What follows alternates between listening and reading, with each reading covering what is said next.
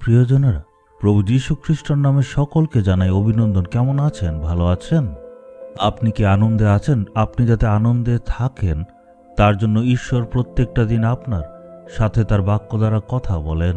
আজকে আপনার দুঃখকে ঈশ্বর আনন্দে পরিণত করবেন। হয়তো কোনো কিছুর বাঁধনে আপনি দাসত্বের মধ্যে এসছেন, ঈশ্বর আজকে স্বাধীন করবেন। এই জায়গাটা আপনারা দেখছেন, এটা বিশ্ববিখ্যাত। এটাকে বলা হয় মিশর দেশের পিরামিড। আপনারা কি জানেন এই মিশর দেশে এমন পিরামিড 107টা আছে? এটা কায়রোতে আমরা দেখতে পাই, গিজা নামক জায়গাতে 9টা এমন পিরামিড রয়েছে। এই 9টার মধ্যে 3টে পিরামিড খুবই বড় আর বাকি 6টা ছোট ছোট। এই বড় পিরামিডগুলি হচ্ছে রাজাদের কবর আর ছোট ছোট পিরামিডগুলি হচ্ছে রানীদের কবর।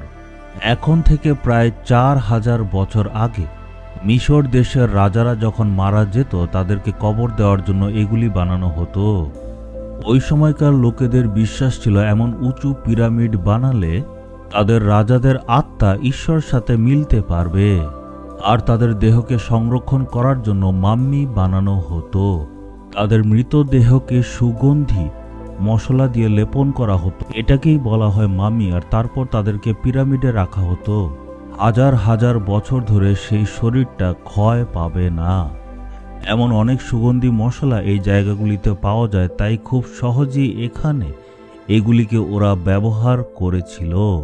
আমাদের দেশে আমরা খাদ্যের মধ্যে কালো জিরা ব্যবহার করি, সেটাকে ওই দিনে ওইখানে খুবই ওরা ব্যবহার করত। হাজার বছর পরে যখন খোদাই করে সেই মাম্মি গুলোকে বের করা হয়, দেখা যায় দেহ প্রায় একই রয়েছে। দেহগুলি শুকিয়ে গেছে কিন্তু কোনোভাবেই পচে যায়নি। মিশরের মিউজিয়ামে এমন কিছু দেহগুলি রাখা আছে, আমি নিজে গিয়ে সেই দেহগুলি দেখেছি। যে রাজার বিরুদ্ধে মসি দাঁড়িয়েছিল, সেই মিশর দেশের রাজা র্যামসিস, তার দেহকেও মিউজিয়ামে রাখা হয়েছে। আমি নিজের চোখে দেখেছি আর খুবই আশ্চর্য হয়েছি। এই সকল কার্য সেই সময় মিশর দেশের লোকেরা খুব সুন্দরভাবে করত, খুব নিপুণ ছিল। এই পিরামিডে কম করে 80 লাখটা পাথর ব্যবহার করা হয়েছে আর এক একটা পাথরের ওজন 8 টন। আপনারা ভাবুন, এই ভারী ভারী পাথর এত উঁচুতে ওরা কিভাবে উঠালো? এক একটা পাথরের ওজন 8 টন। এই জিনিসটা খুবই একটা আশ্চর্য ব্যাপার। সেখান থেকে আজ প্রচার করছি। চলুন আমরা ঈশ্বরের বাক্যর দিকে দেখি। যাত্রা পুস্তক 33 অধ্যায়ের 14 পদ।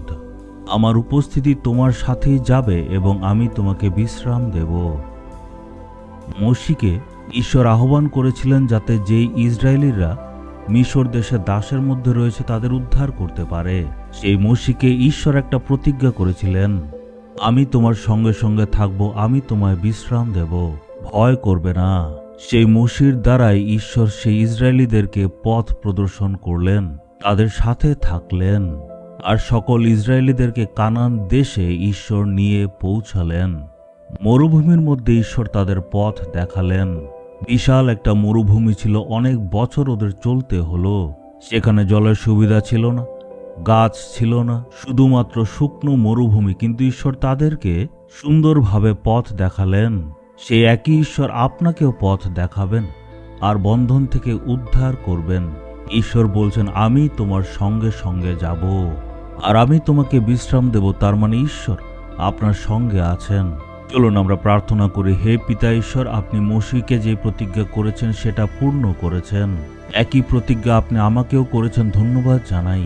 আপনি আমাদের বিশ্রাম দেন, তাই আপনার স্তুতি করি প্রভু যিশুর নামে, amen amen. Jesus redeems Bengali YouTube চ্যানেলটি সাবস্ক্রাইব করুন,